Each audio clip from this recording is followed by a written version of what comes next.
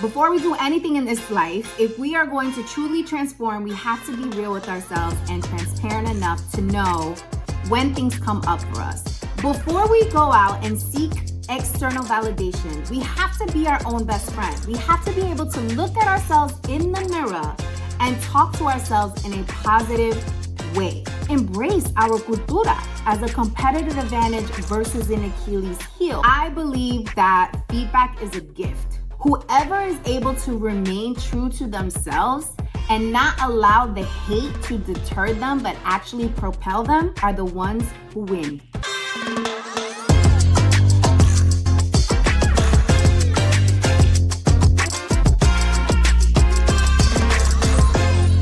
What's up, mi gente? Welcome back to Banking on Cultura. I am your host, Victoria Jenn Rodriguez, and I hope you're having an amazing summer. I'm really excited to chat with you today because this summer, so far, I've had the opportunity to speak in front of so many amazing audiences. And most recently, I had the pleasure of speaking at Deutsche Bank, Alpha of New York, the Association of Latino Professionals for America, hosted an event for the women in their community, and I had the honor to deliver a keynote for over 200 Latinas and allies, and my theme was empower.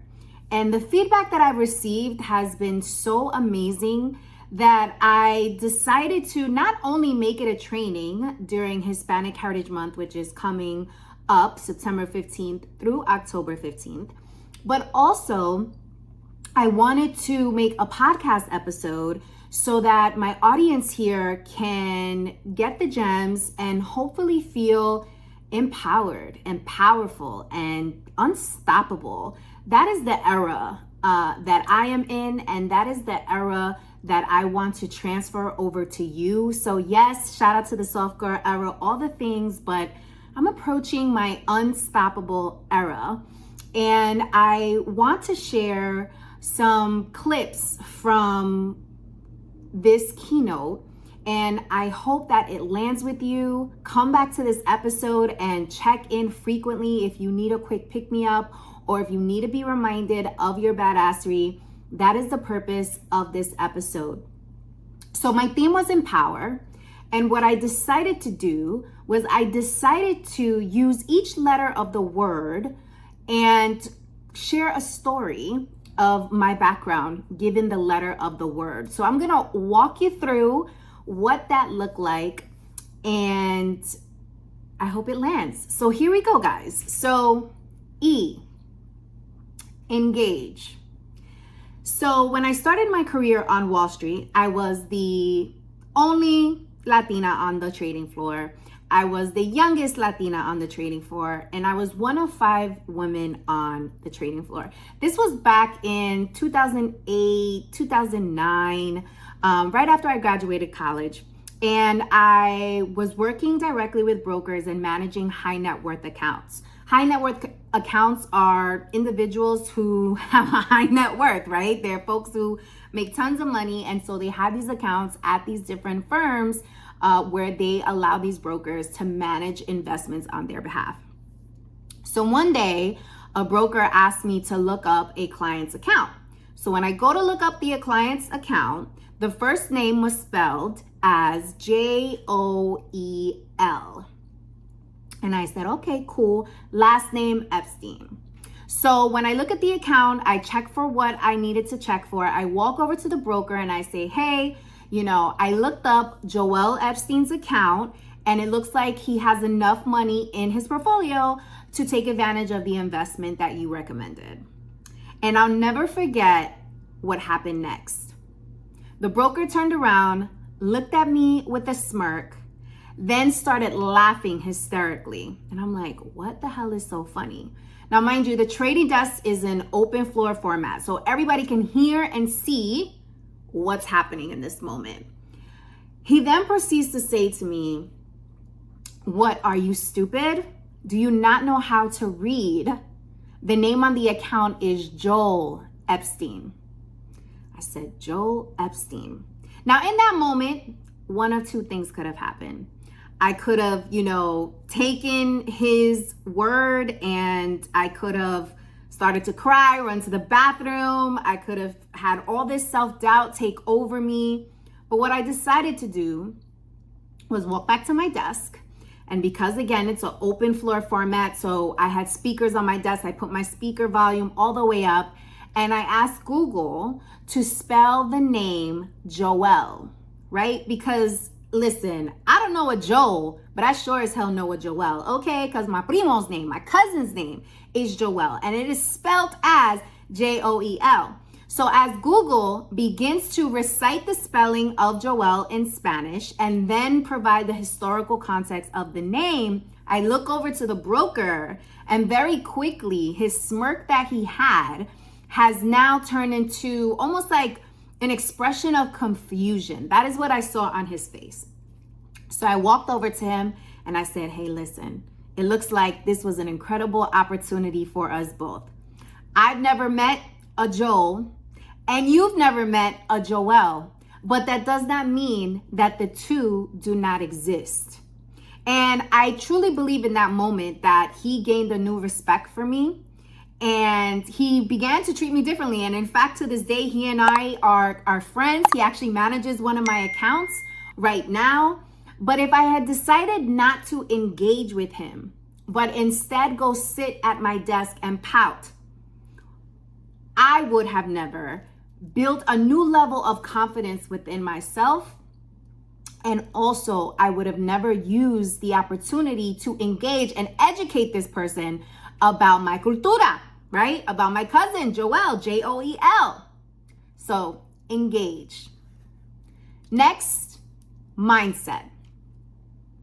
So right now, with so much political unrest and so much economic turmoil and so much self-doubt and ambiguity that each of us are still carrying with us post-pandemic.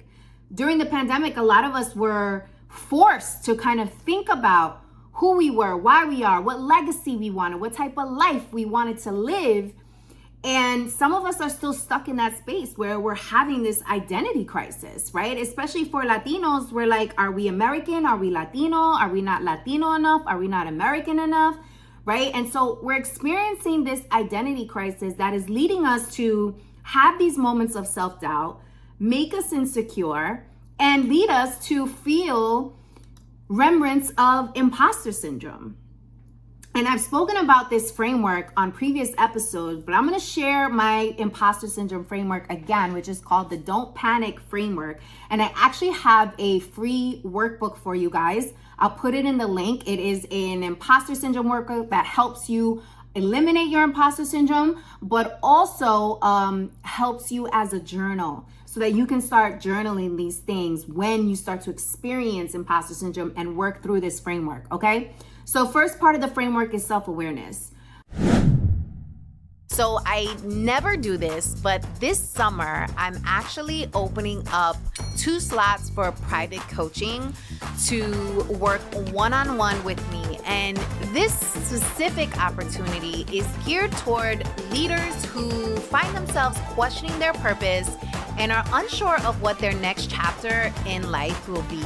They're essentially at a crossroads and they want more out of life and are just tired of following the rules. They want to trailblaze their own path and live life on their terms without risking their credibility in the marketplace. Does this sound like you? Well, look, coming from corporate, I have over 2 decades of experience and I understand the sacrifices, the risks, darling, and the game that you're forced to play in order to be taken seriously or worse, accepted. You've worn the mask, dressed the part, talked the talk, and from the outside looking in, you've made it. Yet, you're unhappy. You don't want to fake it anymore, and deep down, you know that you're destined for more. I've trained over 20,000 leaders on how to use their uniqueness and their magic to build a life of influence, purpose, and freedom. A life where they don't need a vacation to escape or feel alive. A life that is exciting and peaceful at the same time. So if you're listening to this and it resonates and it's speaking to your heart and ready to transform your life, expand into the unknown, and explore the beautiful parts of you that have been hidden for far too long, I invite you to complete the application to participate in this private coaching opportunity.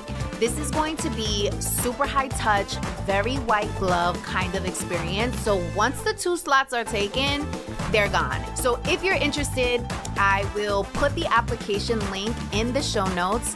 Make sure to apply, check that out. I can't wait to hear about your goals and where we are going to take your life next. So cheers to your renewed life. Before we do anything in this life, if we are going to truly transform, we have to be real with ourselves and transparent enough to know when things come up for us. And so identifying, when do those moments of self-doubt come up the most? Is it when you're about to deliver a keynote? Is it when you're about to enter a room and you're the only person of color or you're the only woman in the room? Like, when does it come up for you? Because if you're self-aware enough to know, then you can prepare in advance. Next, each of us should have a badassery committee. Now, this committee is made up of 5 to 7 people that you trust, that know your history, have seen you put in the sweat equity, understand your accolades, so that in your moments of self-doubt or when you feel like imposter syndrome is creeping in, you can call on them to remind you of your badassery. You can call on them to remind you of the magic and the aura and the skills that you bring to this world, right? We all need those people in our lives. So make sure you have members on that committee. Mirror real talk. Before we go out and seek external validation, we have to be our own best friend. We have to be able to look at ourselves in the mirror and talk to ourselves in a positive way and be our own cheerleader before we call on others to do that for us. We have to get very intimate with ourselves. We have to love on ourselves, because that is what is going to allow us to walk into spaces and own the spaces that we walk into. Celebrate wins. Now, I know a lot of my listeners and audience here on Banking on Cultura, we're ambitious folk, okay? We get things done. We have big, audacious goals and dreams, and our aspirations are huge. We know how to do things to reach a new level in our lives. We're executors. But at the same time, whenever we reach a new goal, we find ourselves always putting a new goal ahead of that goal, and we're just never satisfied. We're always just reaching. We're never feeling satisfied with where we are and content with where we are. And celebrating your small wins is going to help you to maintain that gratitude and just feel thankful for every single win, whether that's you making your bed in the morning, that's you sending your kid off to school with a healthy lunch, going for a walk, hitting the gym, whatever it is, celebrating each win, regardless of how small or big you think it is in your head. Because the reality is that there are people who wish that they were in your position. There are people who wish that they accomplish what you have accomplished. So never forget to celebrate all of your wins. Next, P stands for purpose. So some of you might have heard this story, but when I turned 40, I was in a place where I felt a little lost. I was unanchored. I felt like there were too many answers there were too many questions that did not have answers. And I just wasn't in a place where I felt clear on what the future held and what I wanted this next decade in my life to represent. So I found myself in Costa Rica, and it was there that I grew a tremendous amount of self-awareness. It was there that I connected with myself in ways that I've never had before. I was more spiritually connected than ever before, and God spoke to me when I was in Costa Rica. And I was told that I needed to double down on my community. I needed to provide the resources. I needed to provide the tools to my community so that they can break generational curses to build generational wealth.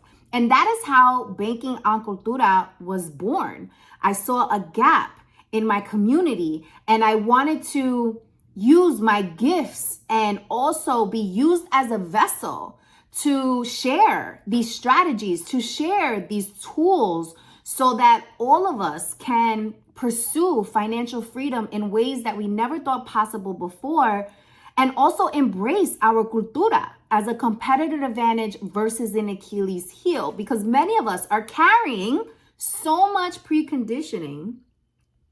And so when we walk into spaces, we're kind of pretending to be something that we're not, or we're assimilating so much so that we check ourselves at the door and leave our most competitive asset, which is our cultura, which is our upbringing, which is our experiences. We check it at the door because we think that that is the only way to succeed. I also started banking on Cultura so that we can be a hub for organizations to learn how to do business with us, how to talk to us, how to market to us. Because quite frankly, honey, they just don't know. They don't know. They try to put us all into a box. They don't understand how beautiful and complex our cultura and community really is. We interrupt our program to bring you this important message. Ooh, this is really good. You should know about this. So I don't know about you, but I've been known to procrastinate, especially when things scare the hell out of me. The fear alone would have me stuck, overwhelmed, confused, and all types of self-doubt. And don't even get me started on the imposter syndrome. Okay. After getting laid off, not once, but 3 times, honey, I realized that the security blanket that I made up in my head was just an excuse because I didn't really want to bet on myself. The corporate benefits that had me in that headlock, girl, they went out the window once my job decided that they no longer needed me. Turns out that I'll save a whole nickel if I cut your salary completely. The truth is, the only security blanket guarantee is the one that you create for yourself. In other words, until you start a business, you will always be at the mercy of a company's headcount, and you will never have complete control over your time, which means you'll be renting out your thought leadership and helping build someone else's dream instead of your own. If you've been waiting for a sign, this is it. Don't you think it's time you stop playing small and tap all the way into your power, sis? Click on the link above or below this video to learn my 3-step process, the exact 3 steps that I took to make the transition from corporate to entrepreneurship. And this is helpful even if you don't know what type of business to start and have only one source of income. And this is absolutely free. It is my gift to you. I want you to win. It's winning season. In fact, what's that? It smells like winning season. Okay, so tap in and I'll see you inside the training. Let's go.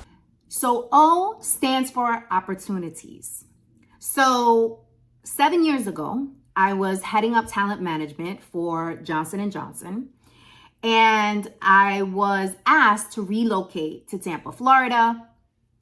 Now, you guys know, Tampa, no shade to Tampa, but I'm definitely more of a Miami girl. And so, I bowed out, took my severance. Thank you so much. And I went on the hunt for a new gig. My entrepreneurship journey is not traditional in the sense where I always knew I wanted to be an entrepreneur. This was always the plan. I was the first one in my family to start a business, the first one in my family to graduate from college, the first one in my family to make 6 figures. So I didn't have access to people who were entrepreneurs. I didn't know what opportunities lied there. I didn't even know that that was an option for me, right? So after going on several interviews, making it to final rounds, not able to close, and I'm like, what the hell is going on? I like to consider myself a closer. So I took it as a sign from God that I needed to bet on myself. I had savings. And I said, you know what? Worst case scenario, I can always go back to corporate. I was there for 15 years. I have an incredible network in corporate. I know how to interview for a gig. I know how to get things done. So worst case, I can always go back. And 7 years later, I haven't looked back. Now, a couple of months into my entrepreneurship journey, I had let the world know that I was in business. It was all over my LinkedIn. It was all over my social media. Like, this was a thing. I was going to go all in. I was invited to this invite-only dinner held by the Latino Hive. Shout out to Richard and my Hive familia.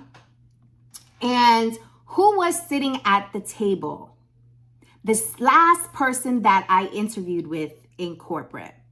And I said, this is interesting. So I very much am a fan of always collecting constructive criticism. I believe that feedback is a gift, whether we want to hear it or not, whether we agree with it or not. And so when I saw this gentleman sitting at the table, I was encouraged to ask him for the feedback to find out like what happened. And I was like, you know what, that's a good idea. Let me go ask and just see. So I went up to him and I said, hey, I'm just curious. Why didn't you offer me the job? Like, why didn't I get it? And he said, it just wasn't a cultural fit. However, I see that you have started your business. Let's figure out how I can help you with that. And it was at that moment that I was like, wow, like once you decide to pull the trigger and bet on you, like the universe just pays attention and lines you up. And thankfully and gratefully and just, I am just so honored that his company has been a partner of mine since I started my business 7 years ago. But that happened because I was willing to create an opportunity. I allowed for there to be an opportunity and space for him and I to connect. Opportunities, we have to create them. W stands for work ethic. Now, Cardi B is one of my favorite artists. Not only is she super talented, but what I really admire about her is when she first came on the scene, homegirl was shamed, okay? She was judged, she was ridiculed, she was called every single name in the book, ghetto, ratchet, all the things. And whether you agree with that or not, she decided to use that hate and that doubt as fuel to accelerate her to the next level in her career. And so she worked her ass off. She didn't allow the naysayers to hold her back. She actually used it as inspiration to double down and move even more swiftly to achieve her goals. And now she's one of the most successful rappers and Latina rappers of this generation.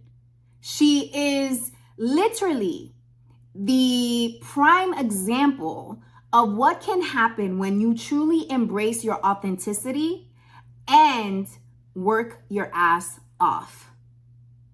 Work your ass off, because when you do that, nobody can deny your success. Nobody can prevent you from tapping in to your God-given gift and living up to your potential, because there are no shortcuts out here. But whoever works the hardest, whoever markets the best, whoever is able to remain true to themselves and not allow the hate to deter them, but actually propel them, are the ones who win. E stands for education. I never in my wildest dreams thought that when I became an entrepreneur, I would be essentially paying for my own education, my own professional development. I have spent over 30 grand on coaches before. I have invested so much money in my business, into this podcast, into my coaching programs, into building my brand, into remaining a student. I've never been so studious in my entire life. Even when I was in school, at college, I have never been this studious in my entire life, because I know that knowledge is what's going to separate me from the competition. And what I also know is I need to remain humble enough to know that I don't know everything. I need to go to the experts and pay them so that I can accelerate my learning curve, right? I'm not trying to sit around and try to go to Google University and YouTube University and try to figure things out on my own. No, I want to pay the expert who has the formula, who did what I want to do, pay them so that I can get where I'm trying to go that much faster. Education. R stands for resilience. Latinos are the most resilient people on the planet. And I'm going to tell you why. We literally come from a lineage of get-it-doners, of risk takers, of people who have made something out of nothing. Many of us are in this country because we've had family members migrate here with no money in their pockets, had a language barrier, and also had to adapt culturally so that we can have the opportunities that we have today. Resiliency literally resides within our DNA. Our ancestors have passed that down from generation to generation. We are a people that continuously remains passionate, remains resilient, and we don't ever give up. That's not who we are. That's not what our history represents. And so whenever you feel like you are in a dark hole, or you feel like you're stuck and you're unsure of the light at the end of the tunnel, I want you to remember that you come from a lineage of people who make shit happen. When their back is up against the wall, when there were no more options, they just kept going and made it to the other side. And some even risked their lives so that you can just keep going. Resilience. Understand that the world needs the special gifts that you have to offer. Empower means to engage, to have a strong mindset, to find purpose, create opportunities, double down on your work ethic, remain a student, always seek out education, and above all else, remain resilient. Now, there's something that I want to say about purpose, because many of us are in a place where we feel like we have no purpose. Like, what is our purpose, right? And we might be feeling unfulfilled. We might be feeling like we're just gone with the wind, fabulous, like we don't have direction. We don't have anything that defines us, and we're just kind of like going with the flow. And when I went to Costa Rica to find my purpose, what I learned is that purpose is an evolution. Just like we as people constantly evolve, we constantly are growing. Who you were last year is not who you are today. That is the same case with purpose. Purpose will continuously evolve. So it's okay to not have all the answers. It's okay if you can't answer the question, what is your purpose? Because it will change. What my purpose was 15 years ago when I first started my career in corporate is not what my purpose is today, right? My purpose back then was to have financial freedom, to make as much money as I could. My purpose today is now to help other women make as much money as they can and help them get comfortable in their skin. My purpose is also to mobilize my community to own their cultura, right? Own their history. That wasn't my purpose back then. It took time. It took discovery. It took making mistakes. It took operating in ambiguity. It took asking myself the difficult questions of who I am and why I am and what do I really want, without the noise of social media, without the noise of seeking advisement from anyone else, but using my own advice, trusting my gut, and giving myself permission to trust myself is what allowed me to find this purpose. However, 2 years from now, my purpose could shift, and that's okay.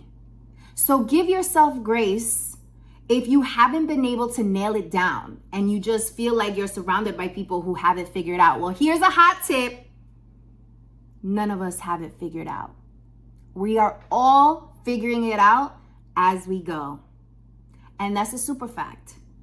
Whoever you are idolizing, whoever you look to and think that, wow, They just got it all together.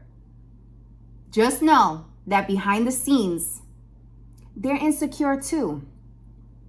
The only difference between them and you might be that they're doing it scared, that they're showing up anyway. They're allowing themselves to make the mistakes. They're okay with failing in public. They don't allow what people have to say about the decisions that they make to deter them. They listen to themselves. They trust themselves. And they just keep going. So I want to end this episode with a question. And this is the same question that I asked the audience before I ended my keynote earlier this week. And it's a super powerful question. It is a question that I had to ask myself. It is a question that I continue to ask myself all the time. And if you need to journal on this question, I highly encourage you to do so. Use the imposter syndrome journal that I will link in the show notes. But take the time to reflect on this. It's okay if you don't have the answer. It's okay if you don't know. But I want you to sit back and really give yourself the opportunity to reflect on this question. Okay? So here's the question, y'all.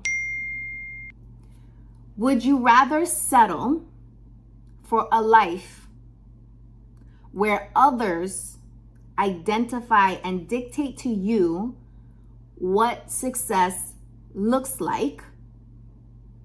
Or would you rather live a life that is bold, that is audacious, that is brave, that is true to you, that is empowered, that is a life that you are destined to live?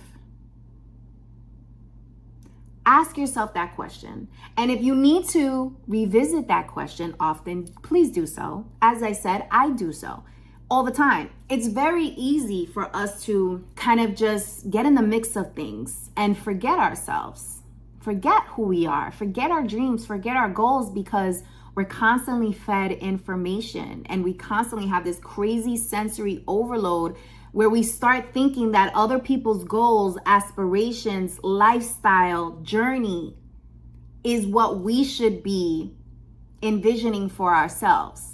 Or else there's something wrong with us because they seem to have figured out their path. So I encourage you, in fact, I challenge you to listen to yourself. And if you need to go away, like I did, hop on a plane, go to Costa Rica, or it's a staycation, just give yourself time to be with yourself alone. Be with yourself alone. Sit with the yucky feelings. Sit with the flaws. Sit with the mistakes. Sit with the regrets.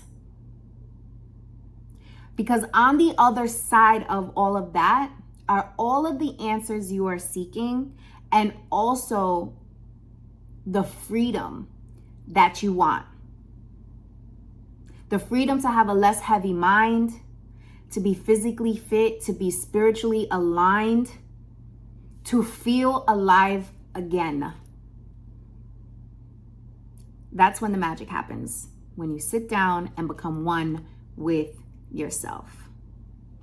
All right, guys, that is my time. Thank you so much for tuning in to today's episode. If you found value in this episode, please make sure to leave us a review, rate us, leave comments, all the things. I love hearing from you guys. And until next time, know that I love you so, so, so much. Mwah. Besitos. Mi gente, I need your help.